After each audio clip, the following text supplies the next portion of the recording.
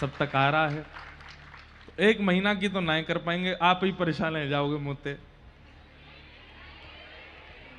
लेकिन ना महाराज जी करूंगा, कथा तो करूंगा ही, वहां में कहा है। नहीं नहीं नहीं, कल महाराज जी ने एक ऐसी बात कही, मैं भावुक हो गया रात्रि में। कल महाराज जी बोले, हमें तो ऐसा लगे हमारे बक्सर वाले मामा जी दोबारा आ गए हैं जयपुर। हमारी तो योग्यता नहीं कि हम मामा जी की चरण रज भी बन सकें। मैं तो उनका दर्शन ही नहीं कर पाया, मेरा दुर्भाग्य। किए तो हैं पर स्मृति में नहीं है।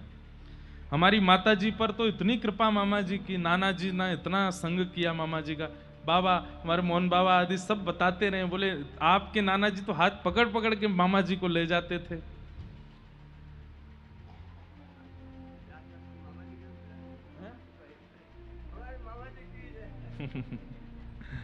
जय हो महाराज जी, आपकी भावना और आपको आशीष बस ऐसी बना रहे, यही भाव है चित्त में। तो आएंगे अगले वर्ष भी, तो अगले वर्ष जब आएंगे तब अष्ट सखाओं पर सुनाएंगे।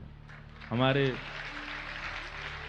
सूरदास जी से लेकर के श्री चतुर्भुज दास जी, अब उनके चरित्र भी हमने कई बार कहे हैं कथाओं में, पर उनमें भी इतनी विस्तारता है और गूढ़ताएं हैं और ऐसे ऐसे पद हैं जिनको हम कभी कभी कहीं कहीं गा देते हैं। कितने पद तो ऐसे हैं वो दोबारा रिपीट ही नहीं हुए कथा में, एक बार कहीं गव गए, अचानक याद आ जाते हैं तो गा देते हैं। तो एक बार अष्ट सखाओं पर हमारे प्यारे गिरधर लाल जी को जिन्होंने खूब रिझाया, खूब आनंद कराया, ऐसे हमारे अष्ट सखा कितना नेह करते हैं, कितना आनंद कराते हैं श्री ठाकुर जी को पद गा गा करके। जिनको बुला बुला करके ठाकुर जी घोड़ा बनाते हैं, गोविंदास को बैठ मैं तो पे बैठूंगा, अम्मू को डुला के ला। कुम्मन दास जी के कंधा पे बैठ के चोरी करने जाते हैं एक गोपी के यहां पर, इसी कलिकाल में।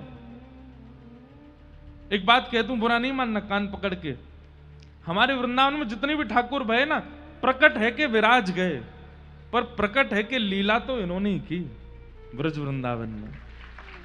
प्रकट होने के बाद में श्रीनाथ जी ही डोले हैं ब्रज में, श्रीनाथ जी नहीं आनंद करायो है, बाकी सब लाला तो प्रकट है कि विराज गए मंदिर में। ऊधम इन जैसे कोई ने किए या कलिकाल में। तो हमारे हृदय के लाला हैं, तो इनके 8 सखाओं की चर्चा सुनाएंगे अगली बार। और लोकेश भैया देख लिया, 2 मंजिला बन जाए तो पंडाल, ऊपर भी बैठ जाएं, नीचे भी बैठ जाएं,